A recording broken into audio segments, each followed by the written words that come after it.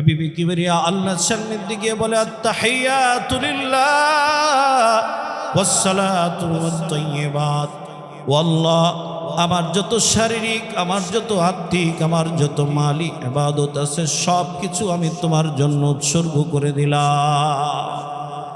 এবার আল্লাহ তাআলা বলেন আসসালামু আলাইকা আইয়ুহান নবী ওয়া রাহমাতুল্লাহি ওয়া বারাকাতুহু। ও আমার হাবিব, ও আমার দোস্ত, আপনার উপরে শান্তি বর্ষিত হোক। এবার চিন্তা করে দেখেন মুসলমান, কোন প্রেমিক যদি প্রেমিকার সামনে যায় দুনিয়ার কারো কথা মনে হয় না। স্বামী যদি প্রথম স্ত্রীর সাক্ষাৎ পায় বাহিরের বন্ধু বান্ধবের কথা তার মনে থাকে না। যেই হাবিবে কিবরিয়া আল্লাহ তাআলার দ্বীন শরীয়ত প্র্যাকটিস করার জন্য নিজের শরীরের উপরে উটের ভুঁড়ি পর্যন্ত বহন করতে হয়েছে, তায়েফের ময়দানে পুরা শরীর ঝাঁঝরা হয়ে গেছে। আয়েশা রাদিয়াল্লাহু তাআলা আনহা পিঠের মধ্যে হাত বুলায় আর দেখে কালো কালো দাগ, লাল লাল দাগ। বলে হাবিব, আপনার কি বসন্ত হয়েছিল কিনা? আল্লাহর রাসূল বলে, আয়েশা, কিভাবে বসন্তের মতো এমন রোগ হবে, মহামারী হবে? আমার শরীরে তো একটা মশা মাছি পর্যন্ত বসা হারাম। তাহলে এগুলো কি? হাবিবি কিবরিয়া বলে, আয়েশা, এগুলো তায়েফের যুবকদের পাথরের আঘাতের দাগ। এগুলো যে ইসলামের জন্য এত কষ্ট, যে আল্লাহর জন্য এত ইবাদত, সারা রাত দাঁড়িয়ে নামাজ আদায় করে পাগুলো ফুলে যেত। আম্মা জান আয়েশা বলতেন, কদ গফারাল্লাহু লাকা মা তাকদ্দামা মিন যামবিকা ওয়া মা তাআখার। ও সরকার, আপনার আগেও কোনো গুনাহ নাই, পরেও কোনো গুনাহ নাই, সব মাফ। আপনি কেন এত ইবাদত করেন? আল্লাহর রাসূল বলেন, আফালা আকুনা আবদান শাকুরা। ও আয়েশা, তুমি কি চাও না আমি একজন ইবাদত গুজার বান্দা হই? এত বিশাল আবেগ, এত বিশাল ভালোবাসা। আরে পৃথিবীতে যদি 100-1000 কোটি মানুষ থাকে, আল্লাহর রাসূলের চাইতে বেশি আল্লাহকে তো কেউ ভালোবাসে না। কথা বলেন ঠিক কিনা? এমন হাবিবের সামনে, এমন হাবিব, এমন মাহবুবের সামনে গিয়া ওই সময় তো প্রেমের আলাপে মত্ত থাকার কথা। আল্লাহ যখন বললেন, হাবিব আপনার উপরে শান্তি বর্ষণ হোক, আল্লাহর রাসূল ওই সময় উম্মতের কথা স্মরণ করে বলে, আল্লাহ, শুধু আমার একার উপরে হইলে হবে না, আসসালামু আলাইনা ওয়া আলা ইবাদিল্লাহিস সালিহিন, আমার যত নেককার বান্দা আছে আপনি তাদের উপরেও শান্তি বর্ষণ করে দেন। বলে, আল্লাহর সাথে আল্লাহর রাসূলের কি কথোপকথন হয়েছে? এ বাবা, লম্বা চূড়া ধারাবাহিকভাবে যদি কয়েক জমাব্যাপী বলা হয়, হয়তো সবে বরাত চলে আসবে, আবার অন্য আলোচনা চলে আসবে, আর মৌসুমী আলোচনা করা এটা সুন্নাহ। বলে, যা কিছু আসছে এর মধ্যে একটা হচ্ছে সালাত। আল্লাহর রাসূল বলেন, আল্লাহ, আমি এত উপরে আইসা আপনার সাথে কথা বললাম, কিন্তু আমার উম্মত তো আপনার সাথে এমন কথা বলার কোনো চান্স পাইল না। আল্লাহ বলে, হাবিব, আপনি তো আমার সাথে এখানে এসে কথা বললেন, আমি আল্লাহ আপনার উম্মতকে 50 ওয়াক্ত দৈনিক এভাবে নামাজের মাধ্যমে আমার সাথে কথা বলার জন্য ব্যবস্থা করে দিলাম।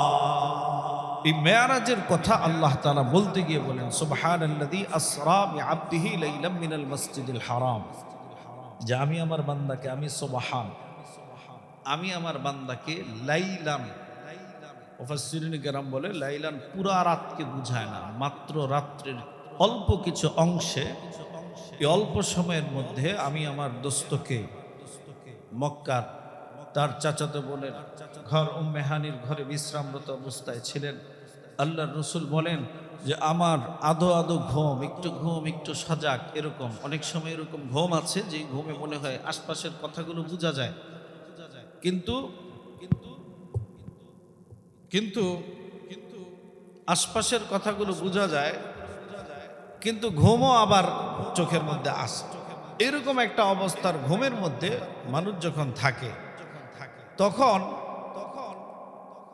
এই অবস্থার থেকে জিবরিল আলাইহিস সালাম বলে, ছাদ ছিদ্র করা সারা ছাদের উপর দিয়ে আইনা মক্কার হাতিমে কাবার এখানে আইনা রাইখা পুরা বডিটাকে ওপেন হার্ট সার্জারি করে কলবকে জমজম কূপের পানি দিয়া ধৌত করে বাইতুল মুকাদ্দাস থেকে 7 আসমান ভেদ করে আল্লাহ তাআলা নিয়েছেন, আবার ওই রাত্রেই পৌঁছায় দিয়েছেন। এটা শুনে যেমন সুবহানাল্লাহ বলছেন, এজন্য আল্লাহ তাআলা শুরুতে বলছে সুবহানাল্লাযী আসরা। আর আরেকটা হলো যারা আল্লাহ তাআলার এই বিশাল একটা কর্মযজ্ঞকে, আল্লাহর রাসূলকে দেওয়া এই বিশাল মর্যাদাকে যারা স্বীকার করতে চায় না, যারা ভাবে যে ওই যুগে আধুনিকতার যুগ ছিল না, রকেট ছিল না, ওই যুগে এত দ্রুত এত কিছু কিভাবে ঘটছে, আল্লাহ তাআলা বলেন তুমি যে ধারণা করো তোমার এই ধারণা থেকে আমি সুবহান, আমি পবিত্র আসছি। শুরুতেই এটা নিয়ে আসছে। যতগুলো প্রশ্ন আমাদের মনের ভিতরে আসবে যে আসমান কিভাবে ভেদ করলো, এত উপরে কিভাবে গেল, সিদরাতুল মুনতাহায় কিভাবে গেল, সবগুলোর উত্তর হচ্ছে আল্লাহ বলেন তোমার শক্তি, তোমার চিন্তা সীমিত, আমার শক্তি আমার চিন্তা অসীম, তুমি যা ভাবো এগুলোর থেকে আমি আল্লাহ সুবহান। এটা হলো সব প্রশ্নের উত্তর। এবার আপনি যদি বলেন যে এই মানুষটা ফর্সা, অথবা আমরা অনেক সময় বাংলাদেশের বিভিন্ন প্রান্তে গেলে আমাদের ঘরের মানুষদেরকে যদি বলি যে সিরাজগঞ্জে আছি, তো তার কাছে সিরাজগঞ্জ যা লালমনিরহাটও তা, অথচ সিরাজগঞ্জ থেকে লালমনিরহাটের দূরত্ব হিসাব করলে 300 কিলোমিটার। ঠিক কিনা বলেন? মহিলাদের কাছে তো এইরকমই। কেন? তার বাংলাদেশের মানচিত্রের ব্যাপারে, বাংলাদেশটা সফর করলে কতটুকু হয় এর ব্যাপারে তার কোনো কি নাই, আইডিয়া নাই। আমরা যদি বলি যে আল্লাহর রাসূল এত উপরে গেছে, তো আমি আপনি মনে করবো মনে হয় যে 30 তলার উপরেই আরশে আজিম। এর জন্য কত উপরে গেছে এর কিছু ধারণা নেওয়ার কি আছে, প্রয়োজন আছে। তাফসীর ইবনে কাসিরের মধ্যে বলেন, মুফাসসিরিনে কেরাম বলেন, আমাদের যে বিজ্ঞানের ঊর্ধ্ব আকাশের দিকে যে গমন, এর সর্বোচ্চ সফলতা কি ভাই বলেন? বিজ্ঞান কোনোদিন চন্দ্রে সূর্যের ভিতরে প্রবেশ করতে পারছে? কোথায় প্রবেশ করতে পারছে? চাঁদে। নাসার বিজ্ঞানী নীল আর্মস্ট্রং সারা পৃথিবীর সর্বপ্রথম তার নেতৃত্বে 3 জন সর্বপ্রথম চাঁদে তারা পৌঁছতে পারছে, চাঁদে তারা পা রাখতে পারছে। এবং সেখানেও চাঁদের থেকে আসার পরে এই বিজ্ঞানী কয়েকজন দেখলো যে পুরা চাঁদের মাঝখানে আড়াআড়ি একটা রেখা আছে। তারা বলল যে এটা তো আমাদের বিজ্ঞান শাস্ত্রে পাবো না। কোরআন সুন্নাহ গবেষণা করতে করতে দেখে আল্লাহ তাআলা কোরআনে বলছেন ইদাস সামাউন শাক্কাত। তারপরে এরকম জায়গায় জায়গায় আল্লাহ তাআলা বলছেন যে আমি আল্লাহ আমার হাবিবকে দিয়ে চাঁদ কি করাইছি, টুকরা করাইছি। তো এটা তারা যখন বাস্তবতা বুঝলো, ওর মধ্য থেকে এক বিজ্ঞানী ইসলাম গ্রহণ করে মুসলমান হয়ে গেছে। তাহলে বিজ্ঞানের সর্বোচ্চ সফলতা হচ্ছে চাঁদের দেশে পৌঁছা। কোথায় পৌঁছা? চাঁদের দূরত্ব এই পৃথিবী থেকে কত দূর? চাঁদের থেকে আকাশের দূরত্ব কত দূরে? বলে যে আমরা যে পৃথিবীতে আছি, আমাদের পৃথিবীর পাশে আরো গ্রহ আছে, মঙ্গল আছে, বুধ আছে, বৃহস্পতি আছে, এরকম লক্ষ লক্ষ গ্রহ নিয়ে একটা গ্যালাক্সি হয়।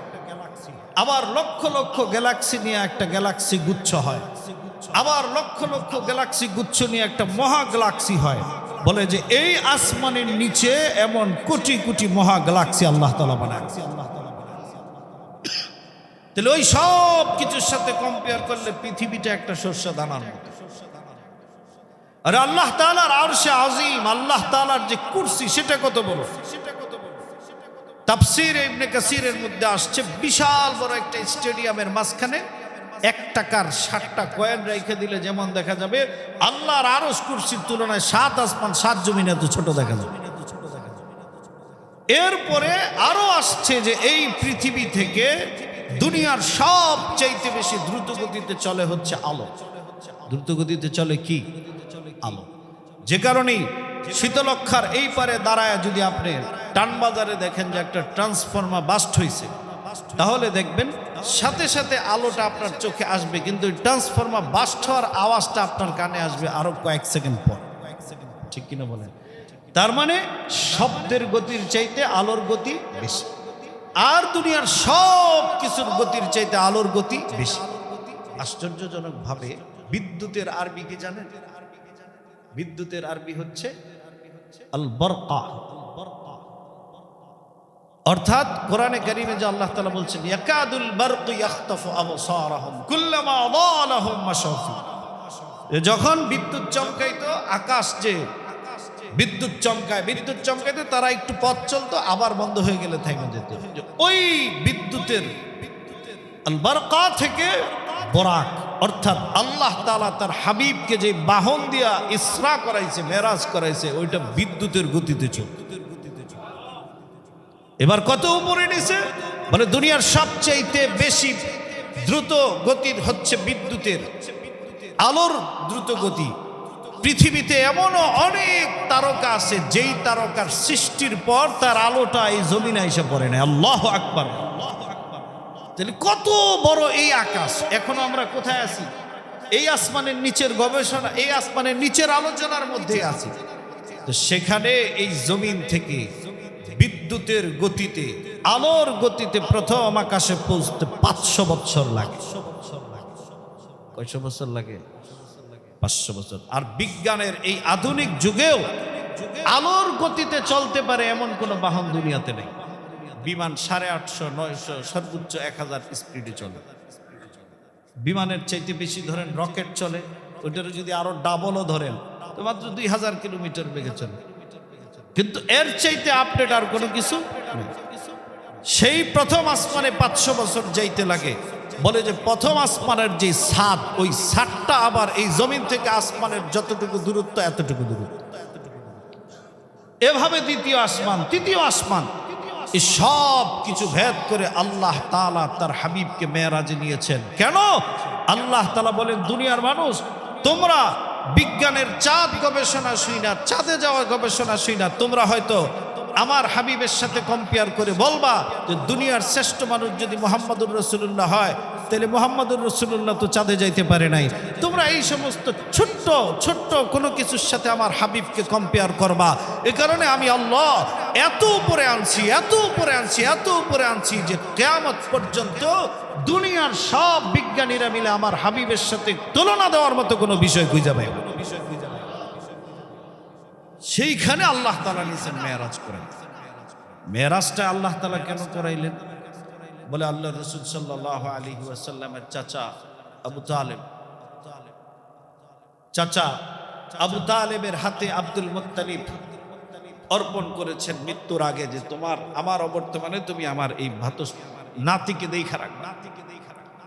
বলে আবু তালেব এত বেশি হিতাকাঙ্ক্ষী ছিল, মক্কার সমস্ত কাফেরদেরকে বলতো যে আমি আবু তালেব থাকতে আমার ভাতিজার একটা চুল কেউ স্পর্শ করবে এটা আমি হইতে দেব।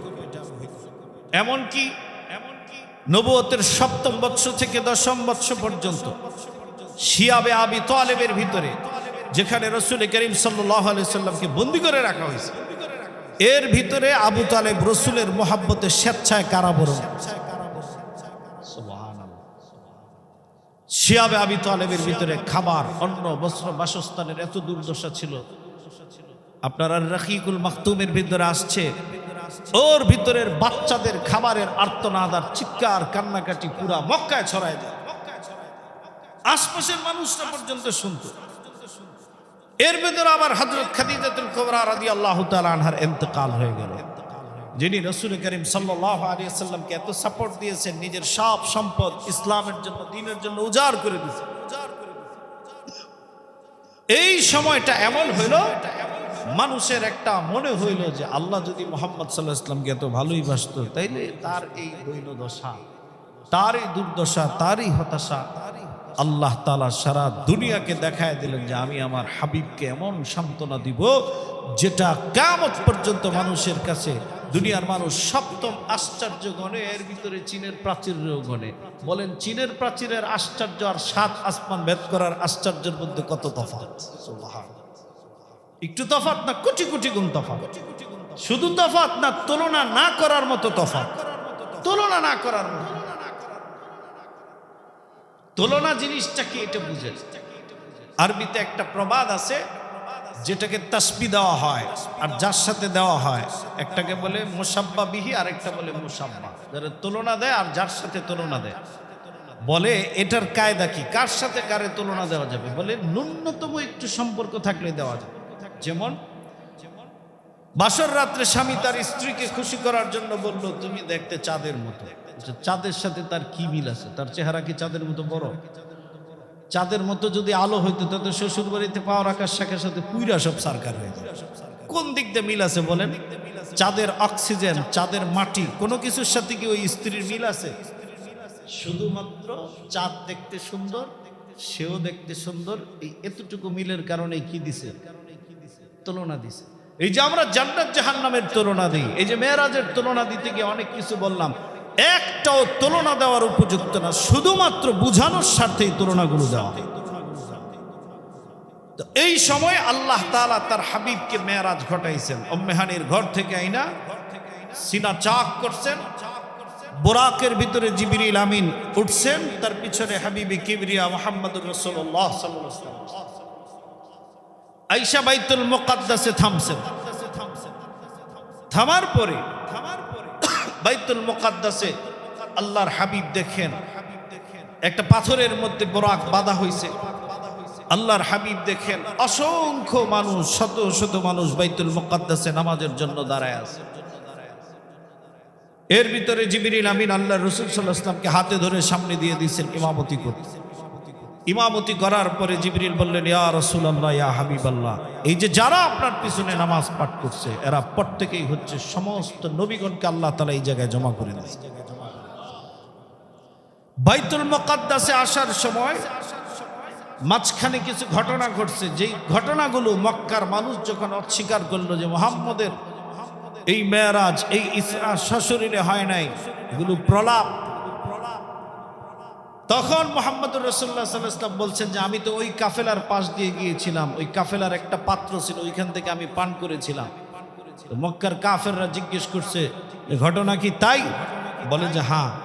বলে ওই সময় কাফেলার লোকেরাও বলছে যে হ্যাঁ, আমরাও টের পাইছি যে আমাদের পাশ দিয়ে দ্রুত গতিতে কি যেন একটা গেছে। বুখারী শরীফের মধ্যে একটা হাদিস আসছে, আবু সুফিয়ান রাদিয়াল্লাহু তাআলা আনহু তখন ইসলাম গ্রহণ করেন নাই। পারস্যের রোম সম্রাটের সামনে যখন দাঁড়াইলো, বলল, আবু সুফিয়ান তুমি বলো মুহাম্মদের অপরাধ কি কি? আবু সুফিয়ান তখনও ইসলাম গ্রহণ করে নাই, সে ভাবতেছে মুহাম্মদের তো কোনো অপরাধ দেখি না, আমি যদি এখন অপরাধ বলি, দেখেন মক্কার কাফেররা পর্যন্ত মিথ্যা কথার কত ভয় পাইতো, সুবহানাল্লাহ। তখন আবু সুফিয়ান বলে যে আমার দলের লোকেরা আমাকে মনে করবে যে আমাদের লিডারও মিথ্যা কথা বলে, আর আমাদের যুগের পাক্কা মুসলমান দাড়ি টুপিওয়ালা পর্যন্ত মিথ্যা কথা বলতে দ্বিধাবোধ করে। আবু সুফিয়ান কোনো দোষ না পেয়ে বলতেছে সব ঠিক আছে, সে কখনো মিথ্যা বলে না, কখনো মানুষের জুলুম করে না, আত্মীয়তার হক নষ্ট করে না। সর্বশেষ বলতেছে কিন্তু সে কিছু আশ্চর্য কথা বলে, সে নাকি 7 আসমান 7 জমিন ভেদ করছে। এর ভিতরে ওইখানে একজন তাওরাত জাবুরের একজন বিজ্ঞ আলেম ছিল, সে বলে আবু সুফিয়ান এটা প্রলাপ না, এটাও সত্য। সুবহানাল্লাহ। তো বাইতুল মুকাদ্দাস থেকে বোরাকের জিম্মাদারি শেষ। এরপরে আল্লাহ তাআলা একটা সিঁড়ি দিয়া 7 আসমান পর্যন্ত দিয়েছে। বলে আগের যুগে তো এটা বোঝা কঠিন, এখন যদি লিফটের সাথে তুলনা করা হয় তাহলে সিঁড়ি কিভাবে 7 আসমান যায় এটা বোঝার জন্য আর কোনো ব্যাখ্যার কি নাই দরকার। প্রথম আসমানে আল্লাহ তাআলা জিবরিল আলাইহিস সালাম যখন নিয়ে গেলেন, প্রথম আসমানের ফেরেশতা বলে, ও জিবরিল তুমি তো একা আসো, আজকে তোমার সাথে কে? বলে আল্লাহ তাআলার মেহমান নিয়ে যাইতেছে। প্রথম আসমানে আল্লাহ রাসূল সাল্লাল্লাহু আলাইহি ওয়াসাল্লাম আদম আলাইহিস সালামের সাথে দেখা হলো। আদম আলাইহিস সালামের সাথে সালাম বিনিময় হইল। আদম আলাইহিস সালাম ডান দিকে তাকালেন, অসংখ্য মানুষ, তিনি হাসলেন। বাম দিকে তাকালেন, অসংখ্য মানুষ, তিনি ক্রন্দন করলেন। মানে এর কারণ ছিল আদম আলাইহিস সালামের যত জান্নাতি উম্মত আল্লাহ তাআলা ওই সময় তাদেরকে ওইখানে পেশ করছেন, এটা দেখে তিনি হাসছেন। বাম দিকে সকল জাহান্নামী উম্মত, তাদেরকে দেখে তিনি কাঁদছেন। এভাবে পর্যায়ক্রমে ইয়াহইয়া আলাইহিস সালামের সাথে, ঈসা আলাইহিস সালামের সাথে, মুসা হারুন আলাইহিস সালামের সাথে সাক্ষাৎ, ইব্রাহিম আলাইহিস সালামের সাথে সাক্ষাৎ। এরপরে সিদরাতুল মুনতাহা, ইনদা সিদরাতুল মুনতাহা ইনদাহা জান্নাতুল মাওয়া। বিশাল বড় বড়ই গাছ, বলে বড়ইয়ের পাতাগুলো হাতির কানের মতো, এবং স্বর্ণের পাতা, কোন কোন পাতা রূপার পাতা, এমন আশ্চর্য পাতা দুনিয়ার কোনো মানুষ দেখে নাই। সেখান থেকে রফ রফ দিয়া জিবরিল আমিন আল্লাহ তাআলার সান্নিধ্যে নিয়ে গেছেন। ওই যে গত জুমায় বলেছি, হাদিসে আসছে, এত কাছে একটা তীরের নেজা যত দূরত্ব, অর্থাৎ কমপক্ষে 5 ফিট 4 ফিট 3 ফিট কাছে পৌঁছে গেছে। হাবিবে কিবরিয়া আল্লাহর সান্নিধ্যে গিয়ে বলে, আত্তাহিয়াতু লিল্লাহ ওয়াসসালাতু ওয়াত-তাইয়্যিবাত। ও আল্লাহ, আমার যত শারীরিক, আমার যত আত্মিক, আমার যত মালি ইবাদত আছে সব কিছু আমি তোমার জন্য উৎসর্গ করে দিলাম। এবার আল্লাহ তাআলা বলেন, আসসালামু আলাইকা আইয়ুহান নবী ওয়া রাহমাতুল্লাহি ওয়া বারাকাতুহু। ও আমার হাবিব, ও আমার দোস্ত, আপনার উপরে শান্তি বর্ষিত হোক। এবার চিন্তা করে দেখেন মুসলমান, কোনো প্রেমিক যদি প্রেমিকার সামনে যায়, দুনিয়ার কারো কথা মনে হয় না। স্বামী যদি প্রথম স্ত্রীর সাক্ষাৎ পায়, বাহিরের বন্ধু বান্ধবের কথা তার মনে থাকে না। যেই হাবিবে কিবরিয়া আল্লাহ তাআলার দ্বীন শরীয়ত প্র্যাকটিস করার জন্য নিজের শরীরের উপরে উটের ভুঁড়ি পর্যন্ত বহন করতে হয়েছে, তায়েফের ময়দানে পুরা শরীর ঝাঁঝরা হয়ে গেছে। আয়েশা রাদিয়াল্লাহু তাআলা আনহা পিঠের মধ্যে হাত বুলায় আর দেখে কালো কালো দাগ, লাল লাল দাগ। বলে, হাবিব, আপনার কি বসন্ত হয়েছিল কিনা? আল্লাহর রাসূল বলে, আয়েশা, কিভাবে বসন্তের মতো এমন রোগ হবে, মহামারী হবে? আমার শরীরে তো একটা মশা মাছি পর্যন্ত বসা হারাম। তাহলে এগুলো কি? হাবিবে কিবরিয়া বলে, আয়েশা, এগুলো তায়েফের যুবকদের পাথরের আঘাতের দাগ। এগুলো যে ইসলামের জন্য এত কষ্ট, যে আল্লাহর জন্য এত ইবাদত, সারা রাত দাঁড়িয়ে নামাজ আদায় করে পাগুলো ফুলে যেত। আম্মা জান আয়েশা বলতেন, কদ গফারাল্লাহু লাকা মা তাকদ্দামা মিন যামবিকা ওয়া মা তাআখার। ও সরকার, আপনার আগেও কোনো গুনাহ নাই, পরেও কোনো গুনাহ নাই, সব মাফ। আপনি কেন এত ইবাদত করেন? আল্লাহর রাসূল বলেন, আফালা আকুনা আবদান শাকুরা। ও আয়েশা, তুমি কি চাও না আমি একজন ইবাদতগুজার বান্দা হই? এত বিশাল আবেগ, এত বিশাল ভালোবাসা। আর এই পৃথিবীতে যদি 100-1000 কোটি মানুষ থাকে, আল্লাহর রাসূলের চাইতে বেশি আল্লাহকে তো কেউ ভালোবাসে না। কথা বলেন ঠিক কিনা? এমন হাবিবের সামনে, এমন হাবিব, এমন মাহবুবের সামনে গিয়া ওই সময় তো প্রেমের আলাপে মত্ত থাকার কথা। আল্লাহ যখন বললেন, হাবিব, আপনার উপরে শান্তি বর্ষণ হোক, আল্লাহর রাসূল ওই সময় উম্মতের কথা স্মরণ করে বলে, আল্লাহ, শুধু আমার একার উপরে হইলে হবে না, আসসালামু আলাইনা ওয়া আলা ইবাদিল্লাহিস সালিহিন, আমার যত নেককার বান্দা আছে আপনি তাদের উপরেও শান্তি বর্ষণ করে দেন। বলে, আল্লাহর সাথে আল্লাহর রাসূলের কি কথোপকথন হয়েছে? এ বাবা, লম্বা চূড়া ধারাবাহিকভাবে যদি কয়েক জুমাব্যাপী বলা হয়, হয়তো সবে বরাত চলে আসবে, আবার অন্য আলোচনা চলে আসবে, আর মৌসুমি আলোচনা করা এটা সুন্নাহ। বলে, যা কিছু আসছে এর মধ্যে একটা হচ্ছে সালাত। আল্লাহর রাসূল বলেন, আল্লাহ, আমি এত উপরে আইসা আপনার সাথে কথা বললাম, কিন্তু আমার উম্মত তো আপনার সাথে এমন কথা বলার কোনো চান্স পাইল না। আল্লাহ বলে, হাবিব, আপনি তো আমার সাথে এখানে এসে কথা বললেন, আমি আল্লাহ আপনার উম্মতকে 50 ওয়াক্ত দৈনিক এভাবে নামাজের মাধ্যমে আমার সাথে কথা বলার জন্য ব্যবস্থা করে দিলাম। এজন্যই তো বান্দা সূরা ফাতিহা পড়ে, আলহামদু বলে। আল্লাহর পক্ষ থেকে বলা হয়, মানিল হামদ, কার জন্য প্রশংসা? বান্দা বলে, লিল্লাহ। কার জন্য প্রশংসা? এবার আল্লাহ বলে, বান্দা, তুমি জানো নাকি আল্লাহকে মানিল্লাহ? বান্দা বলে, আর রহমানির রহিম।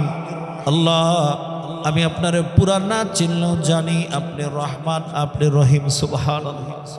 রহমানের দুনিয়া, রহিম আল আখিরা। মুফাসসিরিন কেরাম বলে, আল্লাহ রহমান, এ কারণে জগতের সব পাপীরা, সব নাস্তিকরা, সব কাফেররা খাইতে পারে। বলে, আল্লাহর এই দয়াটা দুনিয়ায় সবার উপরে, কিন্তু আল্লাহ বলে, আমি আল্লাহ রহিম, আমি আল্লাহ আরেকবার দয়া দেখাবো, সেটা আখিরাতে। ওই সময় কোনো নাস্তিক, মুরতাদ, কাফের, মুশরিক জায়গা পাবে না। আমি আল্লাহর রহিমের যে দয়াটা, এটা আমার গোলামরা শুধুমাত্র পাবে। রহমান রহিম বলে, আল্লাহ বলে, আসনা আলাইয়া আবদি, দেখো আমার বান্দা আমার প্রশংসা করতেছে। মালিক ইয়াউমিদ্দিন, বান্দা বলে, আল্লাহ আপনি বিচার দিনের মালিক। ইয়াকা না'বুদু ওয়া ইয়াকা নাস্তাঈন, আপনার জন্যই আমরা ইবাদত করি। আল্লাহ বলেন মাজ্জাদানি আবদি, প্রত্যেকটা জিনিসকে আল্লাহ স্বীকার করে। এই সব কিছুর উপরে বান্দা বলে আল্লাহ এত কিছু তো তোমার প্রশংসা করলাম। দুনিয়ায় কোনো বড় লিডার থেকে কোনো শিল্পপতি থেকে টাকা আদায় করতে হলে আগে তার প্রশংসা করতে হয়। বান্দা আল্লাহর প্রশংসা করে বলে আল্লাহ দুনিয়ার সবচাইতে দামি জিনিস তোমার কাছে চাই। দুনিয়ার সবচাইতে দামি জিনিস বাবা বাড়ি গাড়ি না, দুনিয়ার সবচাইতে দামি জিনিস বড় বিল্ডিং না। ইহদিনাস সিরাতাল মুস্তাকিম, আল্লাহ তুমি আমারে সরল সঠিক পথে চালাও। সিরাতাল্লাযীনা আন'আমতা আলাইহিম, আল্লাহ তাদের পথে চালাও যাদেরকে তুমি নিয়ামত দিয়েছো। মুফাসসিররা ব্রেকেটে বলে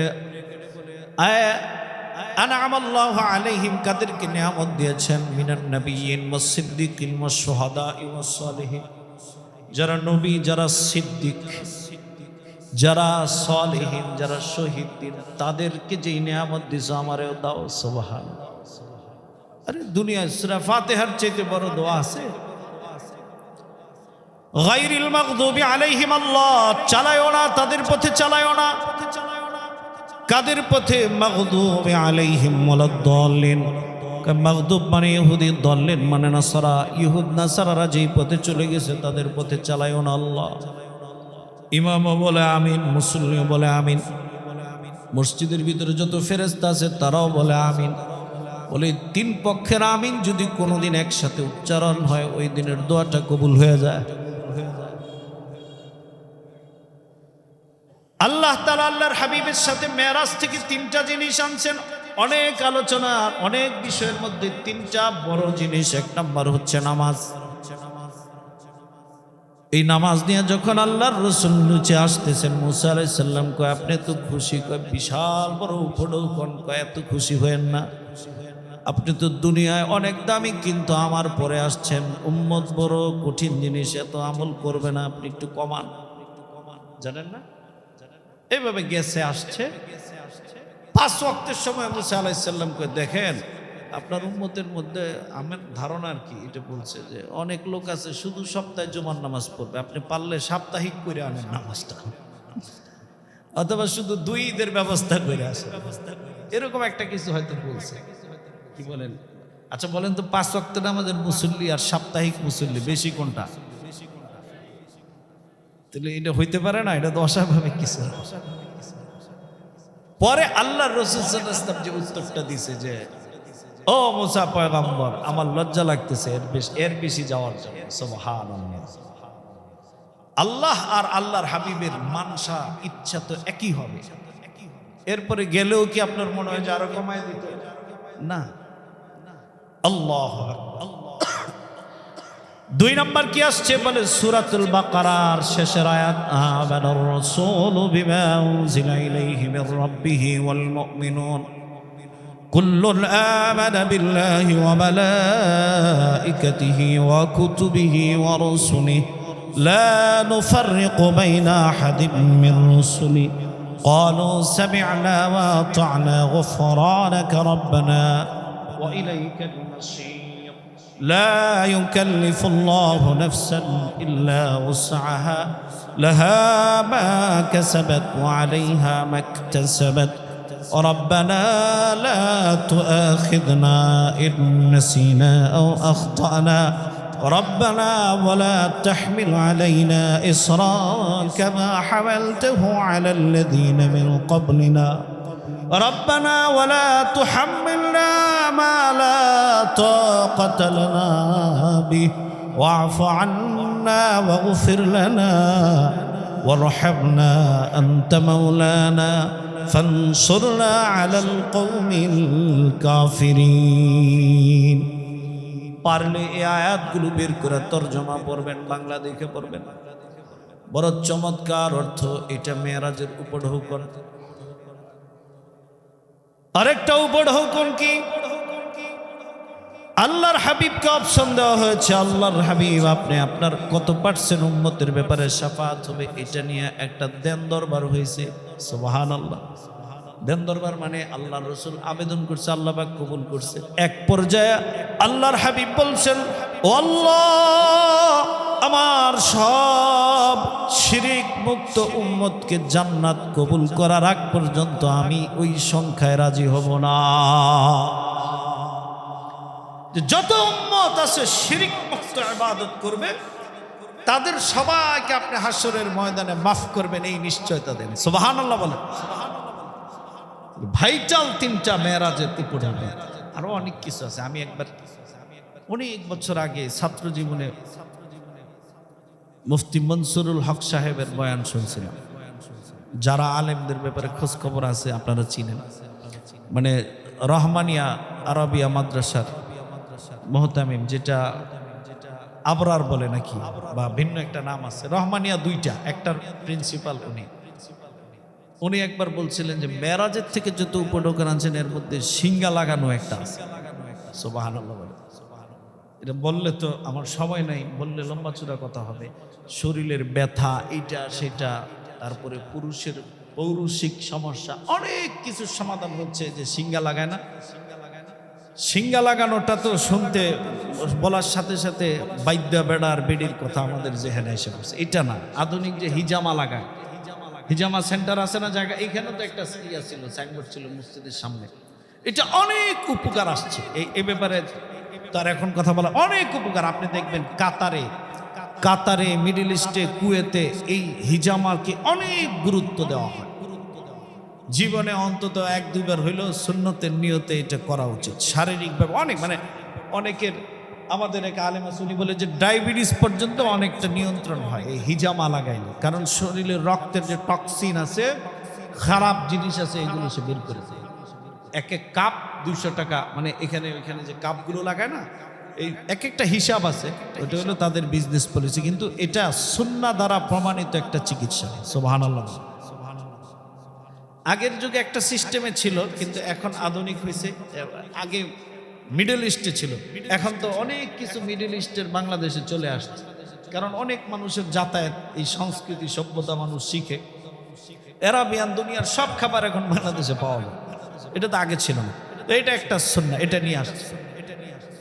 তো মেরাজের 3টা বিশেষ উপহার, একটা হচ্ছে সালাত, নামাজ, একটা হচ্ছে এই যে সূরা বাকারার শেষের আয়াত, আর একটা হচ্ছে যে আল্লাহর রাসূল সর্বোচ্চ পর্যায়ের আশ্বস্ত হয়ে আসছে যে আমার উম্মতের শিরিক মুক্ত যত উম্মত আছে সবাইকে আপনি মাফ করবেন। তাহলে শিরিক থেকে বাইচা থাকার বিষয়টা কি হালকা না? অনেক অনেক গুরুত্বপূর্ণ, অনেক গুরুত্বপূর্ণ। মেরাজে আল্লাহর রাসূল সাল্লাল্লাহু আলাইহি ওয়াসাল্লামকে আল্লাহ তাআলা কি দেখাইলেন? বলে জান্নাত দেখাইছে। আল্লাহর হাবিব বলেন আমাকে ওমরের জান্নাতটা দেখানো হয়েছে, আবু বকরেরটা দেখানো হয়েছে, ওসমান আলীরটা দেখানো হয়েছে। ওমরের জান্নাতটা এত সুন্দর, এত সুন্দর, আমার মনে চাইছিল ওমরের জান্নাতটা একটু ঘুরে দেখি, কিন্তু আমার ওমর তো এত আত্মমর্যাদা সম্পূর্ণ, এজন্য আমি চাইলাম আমি যদি যাই আমার ওমরের এটা ব্যক্তিত্বহীন ব্যক্তিত্বের মধ্যে লাগে কিনা, এজন্য যাই নাই। সুবহানাল্লাহ। সব দেখানো হয়েছে, জাহান্নামের কিছু সিনারি দেখানো হয়েছে। কিছু লোক এক পাশে সামনে রোস্ট দামি দামি গোস্ত রাখা, আর এক পাশে পচা পচা গন্ধযুক্ত মরা গোস্ত রাখা, দুর্গন্ধযুক্ত, এগুলা খাচ্ছে। জিবরিল আমাকে বলল সরকার, এরা যে পচা গোস্ত খায় এর কারণ কি জানেন নাকি? বলে কারণ কি? ওরা এরা হচ্ছে দুনিয়ার পরক্রিয়া প্রেমিকার প্রেমিকা, যারা নিজের হালাল স্বামী আর হালাল স্ত্রীর প্রতি আসক্ত না থেকে পর নারী পর পুরুষে আসক্ত ছিল, এরাই পচা গোস্ত খাবে কিয়ামত। আবার কিছু মহিলার স্তনের মধ্যে বর্ষি দিয়ে আসমানে লটকায় রাখা হবে, এটা তো আরো ভয়ঙ্কর। হাবিবে কিবরিয়া বলে ও জিবরিল, এদের এই কঠিন আযাব, এত অপমান কেন? হাদিসে আসছে ওই মহিলাদের অপরাধ, তারা নিজের স্বামীকে অন্য পুরুষের ঔরসজাত সন্তান উপহার দিত।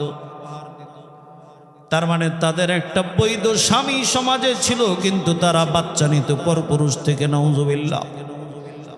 বলে এটা এত মারাত্মক। জেনা তো জেনাই, আবার একটা বংশীয় পুরুষের বংশকে নষ্ট করে দেওয়ার শামিল, একটা বংশকে সে ধ্বংস করে দিয়েছে। এজন্য তার স্তনের মধ্যে বর্ষি দিয়া লটকায়া তার আসমানের মধ্যে এইভাবে জমিনের মধ্যে ঝুলা রাখবে। ও দুনিয়ার মা, ও দুনিয়ার বোন, বড় সাবধান, বড় সাবধান। দুনিয়ার সবচাইতে বড় আমানত হচ্ছে মায়ের কাছে সন্তান। কেন? এমনও হইতে পারে আল্লাহ না করুক বাবা জানে এটা আমার সন্তান, কিন্তু একমাত্র মা জানার সুযোগ আছে এটা কার সন্তান, ঠিক কিনা বল? এই আমানতটা যত দামি, এজন্য এটার খেয়ানতের শাস্তিও এত কঠিন, এত কঠিন। হাবিবে কিবরিয়া বলেন, আমি গেলাম একটা জায়গায়, গেলাম দেখলাম বুড়িগঙ্গা শীতলক্ষার মতো এরকম ময়লা পানি, তাও না সমুদ্রের নোনা পানি, তাও না রক্তের একটা বিশাল নদী। ওই নদীতে কিছু লোক সাঁতার কেটে কিনারায় আসে, কিছু লোক সাঁতার কেটে কিনারায় আসে। পাশে থাকা কিছু ফেরেশতা তারে পাথর নিক্ষেপ করে সে দূরে সরে যায়, আবার আসে, আবার দূরে সরে যায়। আমি বললাম, মান হুম ইয়া জিবরাইল, ও জিবরিল এরা কারা? জিবরিল বলে, হা উলাইয়া কিলুর রিবা, ওগো নবী তারা হচ্ছে আপনার উম্মতের সুদখোর। আছে না নাই? কম না বেশি? আল্লাহ মাফ করুন। আমার কাছে মনে হয় আমি তো অনেক ছোট আলেম, অনেক ছোট আলেম, একেবারে না উল্লেখ করার মতো না। হয়তো আপনাদের সামনে কথা বলি, মা বাবার দোয়া আছে, ওস্তাদদের দোয়া আছে, এই জন্য আল্লাহ তাআলা দিনের সাথে লাগায় রাখছে। অনেক ছোট।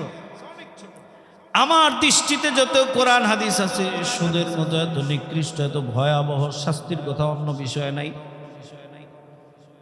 আবার সামনে গেলেন, হাদিসে আসছে আল্লাহর হাবিব বলেন, রাআইতু লাইলাতান নুসরিয়া বি, আমাকে মেরাজের রাত্রে দেখানো হলো, আমি দেখলাম। রাআইতু বুতুনহুম কালবুয়ুত, কিছু মানুষের পেটগুলো বিরাট বড় মটকার মতো, ছোট ছোট ঘরের মতো, ছোট ছোট কটেজের মতো দেখা যায়। শুধু কি তাই? বলে শুধু তাই না, ফিহিমুল হাইয়া, শুধু বড় পেট এমন না, পেটের ভিতরে সাপ নড়াচড়া করে ওইটা বাহির থেকে দেখা যায়। আমি বললাম, ও জিবরিল এরা কারা? জিবরিল আবার উত্তর দিল, হা উলাই আকিলুর রিবা, নবী এরাও কিন্তু সুদখোরের দল। তবে এই চরম হতাশার যুগে একটা আশার খবর হচ্ছে, সত্য মিথ্যা জানি না, সংবাদ মাধ্যমে দেখলাম আইনমন্ত্রী আসিফ নজরুল এবং আলেম ওলামাদের প্রচেষ্টা, এর মধ্যে অগ্রগণী ভূমিকা পালন করেছেন শেখ আহমদুল্লাহ হাফিজাহুল্লাহ, আল্লাহ পাক ওনাকে দীর্ঘ নেক হায়াত দারাজ করুন। একটা আলোচনা হচ্ছে যে সুদী ভিত্তিক ব্যাংকিং এর পাশাপাশি পরিপূর্ণ শরিয়া ভিত্তিক একটা ব্যাংকিং শাখাও বাংলাদেশে চালু হবে, এস্টাবলিশমেন্ট হবে। যাদের মন চায় তারা ওইটার মধ্যে অংশগ্রহণ করবে। এবং অনেকে বলে যে গণতান্ত্রিক প্রক্রিয়া ইসলামের, হুজুরদের রাজনীতির ফায়দা কি? রাজনীতির একটা ফায়দা হচ্ছে এই, মনে করেন আমাদের সংবিধানে লেখা আছে সকল ধর্মের মানুষ তার ধর্মের পালনের স্বাধীনতা পাবে। কথা বলেন ঠিক কিনা? মুক্তিযুদ্ধের যেই মূল এজেন্ডা, অথবা যতভাবে যত অ্যাঙ্গেলে আপনি বলেন, এটা তো সত্য। হিন্দুরা তাদের আরাধনা করবে, তাতে আমাদের কোনো বাধা নাই। আমরা আমাদের আল্লাহর ইবাদত করব, তাদের বাধা দেওয়ার কোনো কি নাই, সিস্টেম নাই। তো সুতরাং একজন মুসলমান যদি শরিয়া প্র্যাকটিস করতে চায়, সে মসজিদে আসে, তার নামাজে বাধা নাই। সে ওয়াজে যায়, ইজতেমায় যায়, সে পীরের মাহফিলে যায়, তার বাধা নাই। কিন্তু সে কেন সেই মান্দার তারার আমলের 47-এর আগে ব্রিটিশের আইনের বিচার অনুযায়ী, ব্রিটিশের নিয়ম অনুযায়ী কাঠগড়ায় দাঁড়াবে? এটা তো তার ধর্মীয় স্বাধীনতা হস্তক্ষেপের শামিল। কথা বলেন ঠিক কিনা? যত বেশি আলেম ওলামারা ক্ষমতাবান হবে, তখন এই দাবিটা উঠবে যে এই দেশে 18 কোটি মুসলমান, তারা ব্রিটিশের আইন মাইনা তাদের পারিবারিক, তাদের সামাজিক, তাদের ব্যবসায়ী বিচার আচার মানবে না। হ্যাঁ, ব্রিটিশদের পার্লামেন্ট, ব্রিটিশদের আদালত যদি, এই শাসন ব্যবস্থা যদি তোমরা রাখতে চাও, অথবা এটাই যদি তোমাদের কাছে ভালো থাকে, তাহলে বাংলাদেশে যে অন্যান্য ধর্মাবলম্বী আছে তাদের জন্য এই আদালত রাখো, মুসলমানদের জন্য আলাদা ইসলামী আদালত কায়েম করে দাও। অথবা এই আলাদা আদালতে যদি কোনো মুসলমানের ভালো না লাগে, কোনো মুসলমান যদি বলে যে আমার আল্লাহর আইন ভালো লাগে না, আমি ওই আদালতেই যাবো, এটা তার ইচ্ছা, সে যাক, কিন্তু অন্তত শরিয়া ভিত্তিক একটা আইন বিচার ব্যবস্থা আলাদা করা হোক, এই দাবি জোরদার হবে। কথা বলেন ঠিক কিনা? এখন বললেন যে এই একটা আপনাদের মধ্যে আছে খালি নতুন নতুন কথা বলে, না নতুন কথা না, পাকিস্তানে দীর্ঘ সময় ব্যাপী এই সিস্টেম চালু, আলাদা আলাদা। এবং আপনি সার্চ করলে খুঁজলে পৃথিবীর আরো অনেক দেশের নাম আসবে যেখানে একটা ইসলামী বিচার ব্যবস্থা আছে, একটা আলাদা বিচার ব্যবস্থা আছে। কারণ মনে রাখতে হবে পুরা ইসলামী শরিয়া অনুযায়ী, মানে ইসলাম ছাড়া পরিপূর্ণভাবে বিচার ব্যবস্থা রাষ্ট্র চালানোর মতো কোনো ধর্ম জমিনে নাই। এটা অনেকের প্রশ্ন হইতে পারে যে আপনারা এই যে খেলাফতের কথা বলেন, তো কিছুদিন পরে তো সনাতন ধর্মাবলম্বীরা বলছে হিন্দু ধর্ম অনুযায়ী রাষ্ট্র পরিচালিত হোক, খ্রিস্টানরা বলবে খ্রিস্টান ধর্ম অনুযায়ী রাষ্ট্র পরিচালিত হোক। এর একটা উত্তর হলো, এই মসজিদে একজন তারাবির হাফেজ নেবেন, পুরা মহল্লায় হাফেজ একটা, তারে নেওয়া ছাড়া আপনার উপায় আছে? কথা বলেন, তারে নেওয়া ছাড়া উপায় আছে? সারা দুনিয়ায় 400-র উপরে ধর্ম আছে, কেউ কেউ বলে 900 ধর্ম।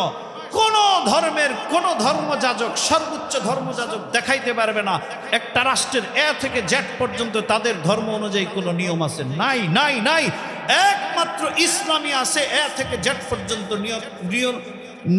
নিয়ন্ত্রণ করা যায় এবং রাষ্ট্র পরিচালনা করা যায়। এজন্য আমরা বলি আমাদের খেলাফতের কথা বললে এখানে অন্য ধর্মকে টাইনা নিয়ে আসা এটা অবান্তর, কারণ অন্য ধর্মের এরকম কোড অফ লাইফ পুরা জীবন ব্যবস্থা নাই তাদের। এটা আমি আমার ধর্মের পক্ষে সাফাই করার জন্য বলতেছি না। তাহলে আপনি সারা পৃথিবীতে সার্চ করেন, বাংলাদেশে সব ব্যাংকে ইসলামী শরিয়া একটা ডেস্ক আছে না নাই? ইউরোপ আমেরিকা গিয়ে দেখেন খ্রিস্টান ধর্মের জন্য আলাদা কোনো ডেস্ক বা খ্রিস্টান ধর্মের জন্য আলাদা কোনো অর্থনৈতিক ব্যবস্থা আছে কিনা যদি আপনি দেখাইতে পারেন, আমি বলবো যে আমি যেহেতু মাওলানা মৌলবী কোরআন হাদিস পড়ি, ওইটা হয়তো জানি না, আমি আমার ভুল স্বীকার করি। কথা বুঝেন নেই? ইসলামই একমাত্র পরিপূর্ণ সমাধান দিতে পারে, এছাড়া আর কারো কাছে সেই সমাধান নেই।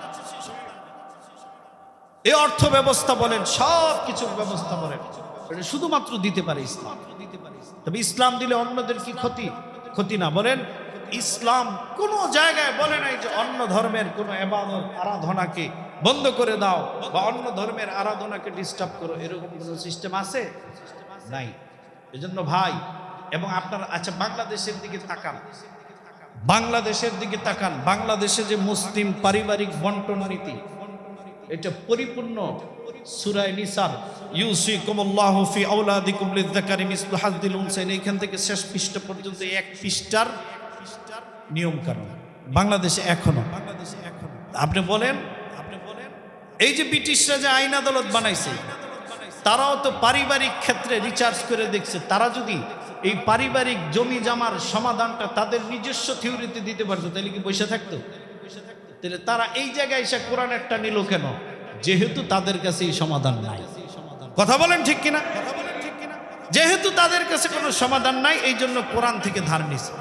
আরো আশ্চর্য হবেন, সারা দুনিয়ার মিডল ইস্টের যত রাষ্ট্রগুলো আছে তাদের কাছে হানাফি মাযহাব ছাড়া রাষ্ট্র পরিচালনার মাসআলাগুলো আহলে হাদিস বলেন বা অন্যান্য এমনকি মিডল ইস্টের এমন অনেক রাষ্ট্রীয় ধর্মের মাযহাব হচ্ছে হাম্বলি, কিন্তু বিচার পরিচালিত হানাফি মাযহাব অনুযায়ী। আল্লাহু আকবার। রাষ্ট্রীয় ধর্ম মালিকি, কিন্তু বিচার বিভাগ পরিচালিত হয় হানাফি মাযহাব অনুযায়ী। সুতরাং মনে রাখবেন, এই কথায় বিভ্রান্ত। আমাদের সবচেয়ে বড় ব্যর্থতা হচ্ছে কি জানেন? আল্লামা মুফতি তাকি ওসমানী সারা দুনিয়ার সবচেয়ে বড় আলেম, আমাদের বাইতুল মুকাররমের খতিবের উস্তাদ, উনি বলেন যে এই দেশের মানুষ যে মনে করে যে আলেমরা শুধু মসজিদের উপযুক্ত, শুধু মাদ্রাসার উপযুক্ত, এর জন্য আলেমরাই দেয়, এর জন্য আলেমরাই দেয়। কেন? তারা কেউ যদি খানকা নিয়ে আসে তো খানকার এত ফজিলত বলে মানুষ মনে করে এই দিন হ্যাঁ।